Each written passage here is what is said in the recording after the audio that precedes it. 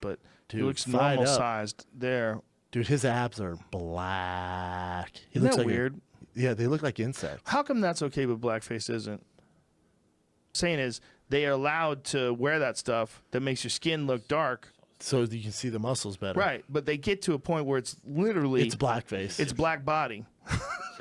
Special but- type of girl into But that. white guys, like regular white guys, Like with who's the famous blonde white hair. guy? The big guy, the Gunther. Remember him? He would compete with Ronnie Coleman. Those guys. No. His name was Gunther. He was a giant Swede. He looked Okay. like fucking Colossal from X-Men, but Oh, he yeah? would go chocolate face. Dude, they get chocolate. But you can't. Jay Cutler went chocolate. Jay Girls Cutler's do so it. tan, Girls do it too. and we just accept it. Yeah. It's full chocolate body though. It's full chocolate body and chocolate face. Yeah, It's like as it's- long as you go full chocolate. as you long can as go you're chocolate flexing, they feet, don't give a fuck. But you have to go everywhere. You can't have like one side chocolate and one side not, No, like half dude, face. trying to win or not?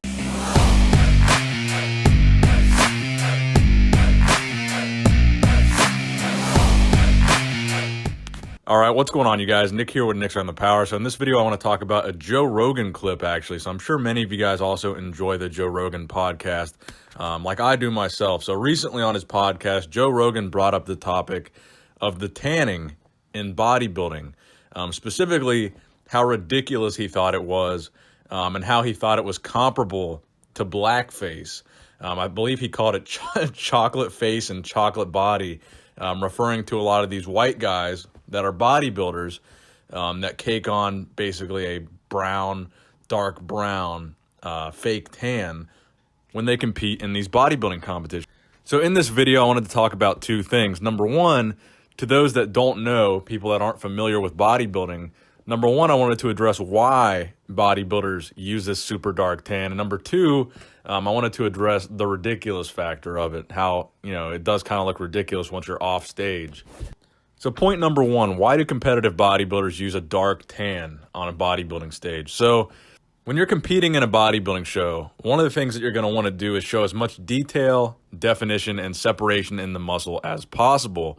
Now, in order to do that on a bodybuilding stage, where you're basically in an auditorium, you got these bright stage lights shining down on your physique, if you get on stage and you're pale, your physique is going to be washed out. Those bright lights are going to wash out the cuts and definition and separation in your muscles. You're not going to be able to see them. So when you have a dark tan, you're going to be able to see those cuts and separations in the muscles under those bright stage lights. So because typically in a bodybuilding contest setting, you're under bright lights, that's why typically you're going to want to have that dark tan. Now, the reason they use this fake spray tan is because obviously bodybuilders want to get very dark for their competition, as dark as possible. And the fact of the matter is, actually tanning isn't the healthiest way to do it.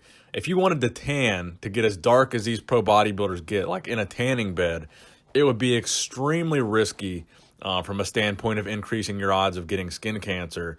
And it just wouldn't be healthy to just basically burn your skin to a crisp to achieve that dark level of tan that these bodybuilders have on stage.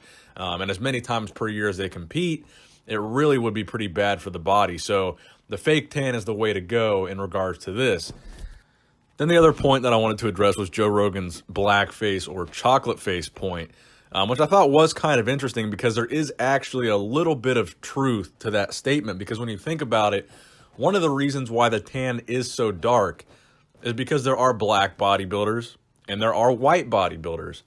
So obviously the black bodybuilder, when they're under that bright stage light, they're not going to be washed out nearly as much as a white bodybuilder if the white bodybuilder didn't have a tan on. So in a way, the white bodybuilder putting on this super dark pro tan is trying to compete with the black bodybuilder that doesn't have to put on as dark of a pro tan because they already have that dark skin tone that's not going to be washed out by those bright lights. So when Joe Rogan was calling these white guys chocolate face, chocolate body for putting this tan on their bodies, in a way, he was right, because they are trying to match up to the skin color of the darkest competitors. Now, do I think this is racist? Absolutely not. I think it's all about intent. There's absolutely no racist intent with these spray tans.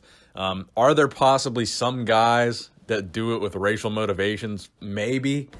But I would say 99.9% of people that compete in bodybuilding shows are just doing the tan because everybody else has the tan. They're doing the tan because it's the advantage that they need on the bodybuilding stage. I'm pretty sure 99.9% of these guys, any racial connotation to the spray tan never even crosses their mind when they're getting that spray tan on. Now, does it look ridiculous to the average person from the outside looking in? Absolutely. Especially when these guys aren't on the bodybuilding stage and they're not under those bright lights and they're white guys. It looks ridiculous off stage. Like in a regular setting, that tan, it just doesn't look right. I had this experience myself when I did my natural bodybuilding show. I think I went way overboard on the pro tan, which I think a lot of people do, and it looked almost like blackface. But the intent was just to be as dark as possible on stage and show as much definition as possible. And again, in these spray tan situations, this tan is only on for 24 hours or less. I mean, this is coming off immediately. It's going on quickly and coming off immediately. So this is not like a long-term thing. So you look ridiculous for a couple hours outside of the stage, but then it's pretty much over once you take a shower. So it's basically making a sacrifice of a couple hours of maybe looking stupid off stage. Then when you get on stage, it gives you that advantage. And it really doesn't look that bad once you're under those bright lights. It doesn't look like blackface under the bright lights. It just looks like a really dark tan. So I thought this would be an interesting topic to discuss because Joe was discussing it on his podcast, which gets a lot of mainstream viewers. So I think this is going to be a topic that might get some mainstream attention after this, especially with some of the controversies in the news lately. I don't think anybody has really been looking at bodybuilding from that perspective, has been looking at the pro tan, the spray tan from a racial perspective. But maybe now there might be some people in the media that might, which I think is ridiculous, but it's still a possibility. So let me know what you guys think in the comment section below. Please give this video a thumbs up if you enjoyed it. And stay tuned for tomorrow's video. That will be the Mr. Golden Era Top 5 coming on Monday, November 12th. So thank you guys for watching the video. I hope you enjoyed it. Nick Strength and Power, signing out.